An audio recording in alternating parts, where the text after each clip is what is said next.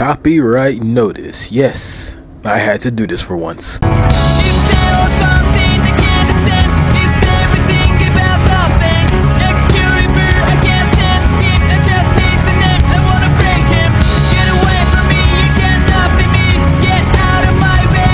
So boom, this is what's happening right now. Our MC Yuji Itadori is currently on the run from the former MC Yuta Okkotsu. And I get you thinking, like, why is he on the run from the other MC of this series? Well, guess what? At the end of the season 2 of Jujutsu Kaisen, it was explained to us that Yuji Itadori is set up for execution. Satoru Gojo is the one that was aligned with Satoru Geto, and the higher ups made the second year of that school, Yuta Okkotsu, also Gojo's student, be the executioner in this event because he is the second strongest man next to Gojo. Of course, I'm talking about the Jujutsu sorcerers in this fact, but we think Itadori was going to get away. Yuta got him right there in the theater, ready to go ahead and get the kill. But before we see that, we got to go ahead and go back in time a little bit. Like, you see that blue curse spear right here? Bro was running like a track star. He was on his Attack on Titan type timing. Then you see him on all fours. Yo, he really wanted to Itadori's head on a platter.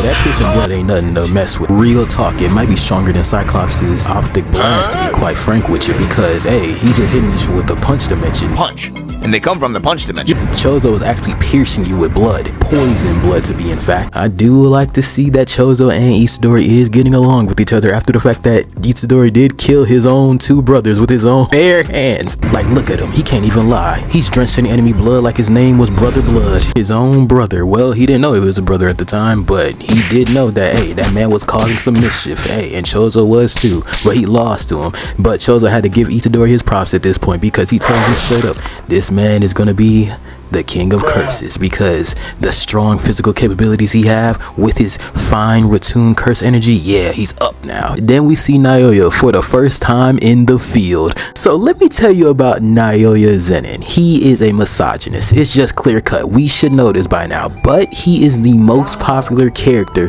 for some reason in Japan. That's just the facts. I'm just saying the facts. He's a clear cut misogynist. But I gotta say this too. He's the purest definition of fast as fuck boy, because he stood right back to back with Itadori, hits him with a backhanded fist. But then as he was falling, Itadori tried to kick his head off his shoulders, but Naoya was fast enough to catch that and dodge. Bro ain't a bridge Gohan in this situation. How to dodge!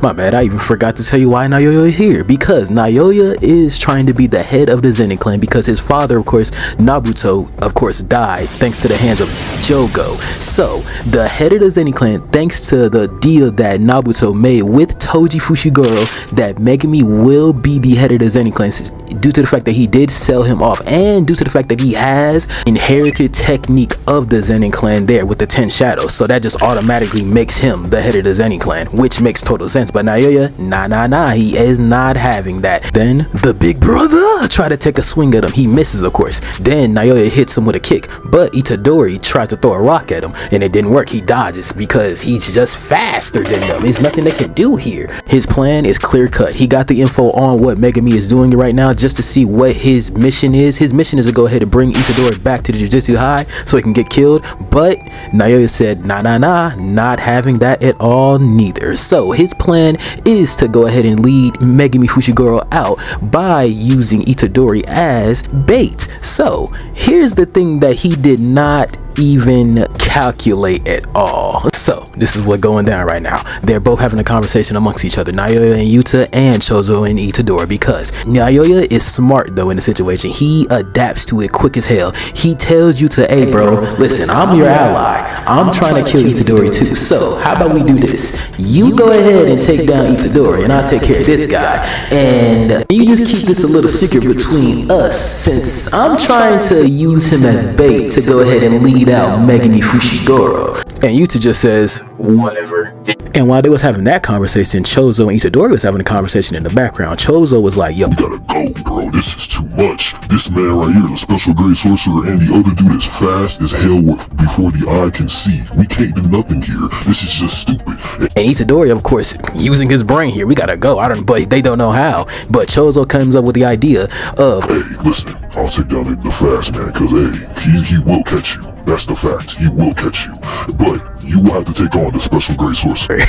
This is a literal double situation. It's rare as hell. So boom, they off. Choso goes for the piercing blood immediately, expeditiously. You can't even be mad at that. But Okkotsu is on the prowl for Itadori, and of course he gives him his props here. He told him, "Hey, I was trying to crush you right then and there, but hey, you're fast, boy." Okay, Naoya Zenin is a very controversial character, but he's smart as hell. He basically breaks down Choso's ability right in front of him. He tells him that was blood manipulation, right? So that ain't scary, other than piercing blood, of course, because that's just a laser beam. That's pretty much all you got in your bag, and you can't do that without convergence. So that takes a little bit more time to prep there. So he took away the fact that if Choso wanted to explain his technique to get it stronger right then and there, and he let Choso know he ain't shit at the same time.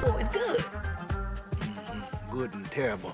Okay, boom, once again we back at it with this fight, the one we saw in the beginning with the theater. Itadori does a kip up while trying to jump kick Yuta at the same time, but Yuta's saying enough of that. He uses his katana to go ahead and try to cut off Itadori's head, but Itadori says, "Yeah, I'm dodging that in midair like he was Blake Griffin." Shit out here, nigga! Yuta coming to the realization that he's just a physical type, just like Maki's son, his main squeeze. So they get back at it on the theater seats. Yes, the seats. They are fighting on top of the seats. Yuta makes a sword dash towards Itadori, but of course Itadori dodges that thing because he's just that guy. He's still dodging. The skill difference here is just absolute. Bro jumps up in the air where John Wilkes Booth did what he did, but Yuta is on his ass. He uses his curse energy to boost him up like he was #1 from KND. Yo, he used that curse energy to tackle Itadori right out the building.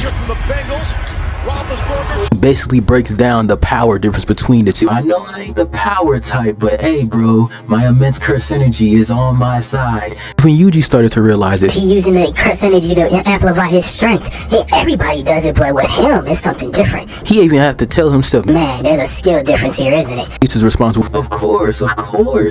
What did you think? I have more curse energy than Goju Sensei. But he does have the 6 sides because he can replenish his curse energy back and forth like it's a cycle. Me, on the other hand, I just got a lot of it. So it can run out like every other Jujutsu sorcerer or curse user in this world. And so they get back at it one more time. This is going to be the 3rd round, I believe. He's going to go for the sword attack one more time. That's just his quote, but Itadori kicks away the sword.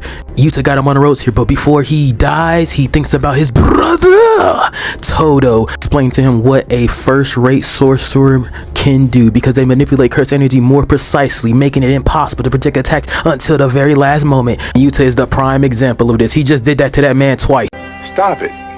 Get some help. This is the equivalent of Kid Gohan taking on Raditz. Oh my god, this fight wasn't strength versus strength. It was main character versus endgame DLC character. Just look at the stark comparison of curse energy they have amongst each other. Itadori knows that he's in a scuffed situation, but he doesn't care. He thinks back to his main man, Nanami. Realizes he got things to do. He can't die here, not quite yet. But Yuta doesn't care. He used to try to cut Itadori in half, but in fact he cut a car in half. While Itadori was jumping through a Jeep window to window, he grabbed a combat knife, and while he was jumping through the window, Yuta himself was kicked one half of the car towards Itadori, and Itadori then thinks about his sensei Gojo talking about curse manipulation and putting it in normal objects, how you can put curse energy in normal objects to refine them so that if you're going against somebody with a curse tool, you'll have some sort of advantage in that fight. But while that was happening, Yuta was about to hit him with a dragon blaze like he was Roronoa from One Piece, and he even tells Yuji straight up, hey, you was focusing on the katana too much. He then knee lifts Yuji right then and there,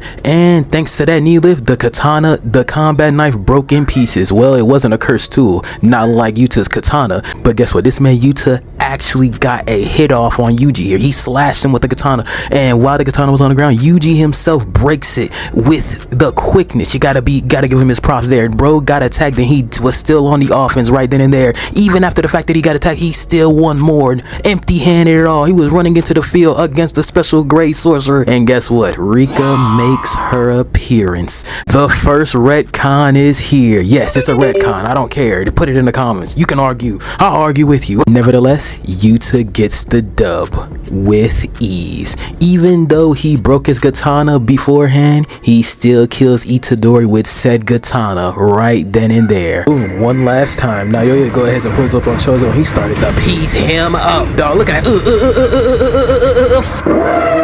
Huh? All we had to do. No. Wait. Oh, brother, whoa. Get over here.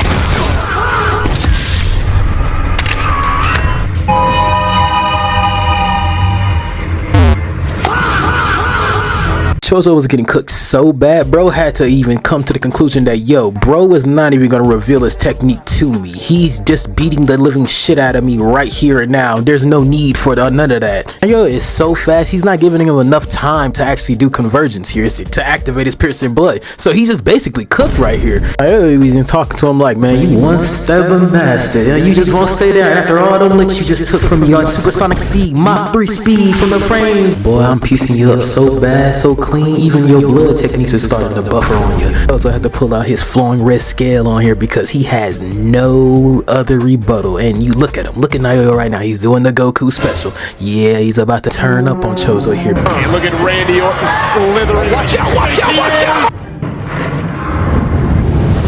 Choso finally dodges, then grabs a hit. Oh, he adjusted like Naoya, but then he goes for another attack, but Naoya got him one more time. That punk ass degenerate. He used a knife when two men decide to go fist to fist, one-on-one, just these, and he decides to use a knife.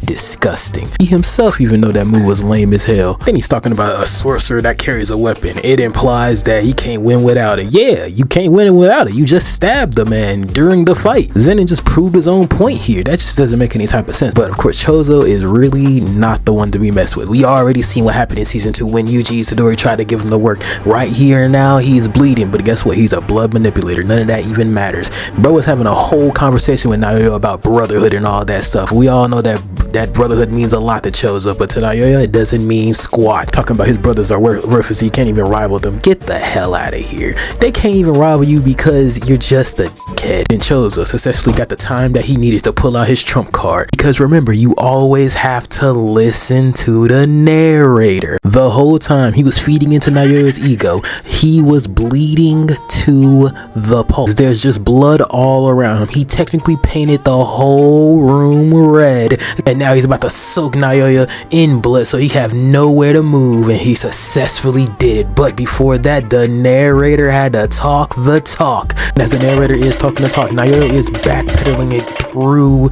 the tunnel so he will not be hit with this wave of blood. Once you get hit with the wave of blood, it's pretty much over with. But look at Zenin right here. He is moving as fast as he can right now. He just reminded me of that scene from Sukuna took on Jogo when he was skating backwards on him like he was Shadow from Sonic the Hedgehog. But it got him. The wave of blood hit him. There's nothing he can do about it. He just got hit with Choso's blood. It doesn't mean he gets like immediately hurt right here because he has no open wounds, but his mouth was open, his nose was open, his ears were compromised. Guess what? The blood solidified. He can't move at all, and Choso got him right there in his sights, ready to end this. He got convergence ready to hit him with the piercing blood. It's about to be game. Blouses. Nothing more, nothing less to be said about this situation, but Naoya makes one final move towards Choso. I got this! Right towards the piercing blood. If Choso lets it off, Naoya is cooked completely. He's getting his head chopped off right then and there.